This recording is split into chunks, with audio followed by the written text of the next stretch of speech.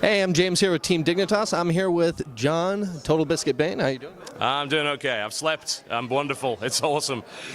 That's great to hear, man. We've all kind of gotten a little bit of sleep. Now that we're all rested, though, we got a big matchup today. We got the Final Four. We've got MC. We got Scarlet. We've got, look at these guys. They're just, this is going to be a huge matchup today. Who do you think is really going to come up on top? I really don't think that anyone aside from Parting can give much of a run to SOS at this point. His play yesterday was immaculate. He's evidently proved that he is World Championship material, and he gets to fight Scarlet next, which is going to be that is an underdog match. There is no other way to say it. Scarlet is very unlikely to win that. If she does, it will be huge for her. It'll be massive. Even if she doesn't go on to win the finals, if she was able to beat SOS, that would be just bucking expectations across the board. I feel SOS goes to the final against Parting, and I feel Parting is the only person that can give him a run for his money, because lately, I mean, honestly, Parting's last 6 months record of PvP, he's very hard to beat. He's been sent out in Pro League, I believe, somewhere between 15 and 18 times against Protoss. He's won the vast majority of those games against the best in the world. He only recently lost the series to Trap 2-1, and that, I believe, was in Season 3 of WCS Korea. Aside from that, in the qualifiers for this, he went 4-0 against Hero. He went 3-0 against Hero just earlier. He's just beating Protoss across the board. So SOS will get a run for his money there, but I still think SOS takes it. Excellent. Now, so SOS, I mean, he just came out of WCS, coming up the crown champion. Being Protoss, a lot of people think that it's kind of got an advantage over Zerg and Terran right now. How do you feel about the balance between the factions right now as it stands? I think it was a little bit of a strange choice to buff the Oracle. That I'll get out of the way and just say that right now, because I don't think it was really needed. We saw some very powerful Oracle usage yesterday, which was actually quite cool, because we generally don't see that many Oracles built. The Oracle is, for the most part, a light harassment unit. You'll build one, maybe two, and it's mostly designed to hit as early as possible, so that encourages proxy play, which can be quite exciting, but some people also dislike the kind of coin flippy nature of it. Basically, it only works if you don't scout it, so it's cheese. I mean, it's simple as that. Buffing the Oracle now, you can use it a little bit more in later game. We saw it used as part of kind of a 4 Oracle hit squad to flank an enemy force and destroy light units, because it tears through light units very quickly. You cannot engage directly with them unless it's against, say, a small group of Marines, because they die too easily. But we also saw some good Revelation use as well. So to me, it seems like the buff has maybe caused some more interesting playstyles to happen with the Oracle, but it's difficult to say that whether or not the Oracle is overpowered right now, or more to the point, whether or not those games were a big enough sample size to really judge what would happen, or whether MC was just throwing kind of a spanner in the works and just saying, look at this really weird build that only works at this point in this circumstance, and because I mind game my opponent.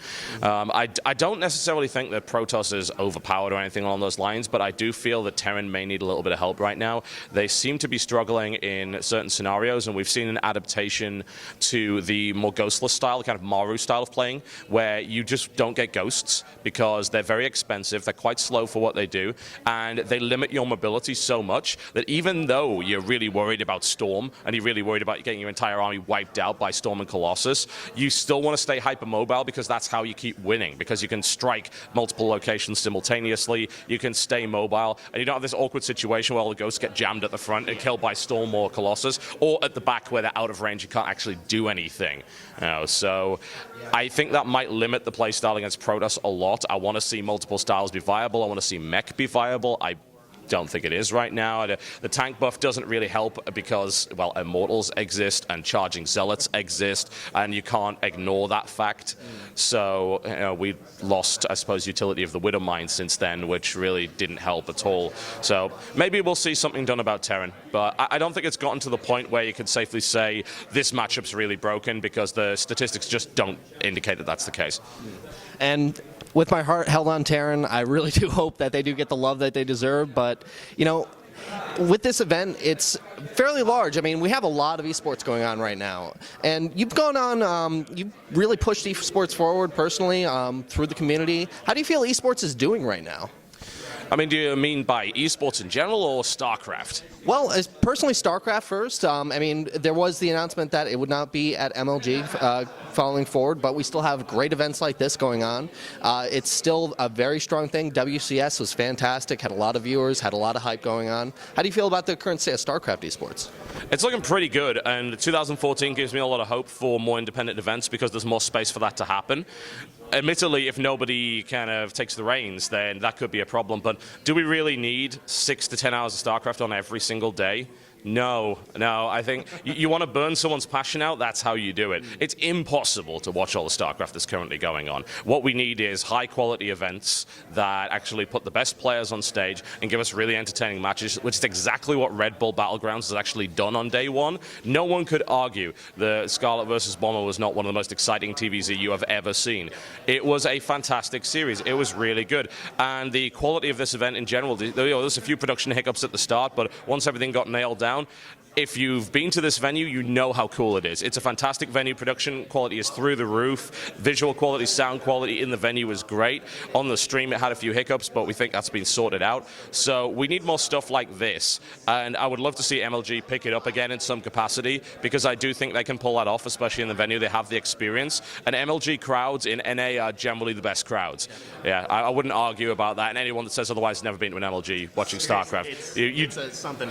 Yeah, you don't understand. It's like, do not devalue MLG and live events. You are out of your mind if you do that, because they are phenomenal for StarCraft 2. I hope they pick it back up in 2014 in some event capacity as part of the circuit, even if it's on a smaller stage. I think the Anaheim event that they did on that small stage was still great. I mean, they packed the house all the time. The stage was just the right size for what we need. We don't need a huge stage. We have like 3 people on there. Yeah. You know, we're fine.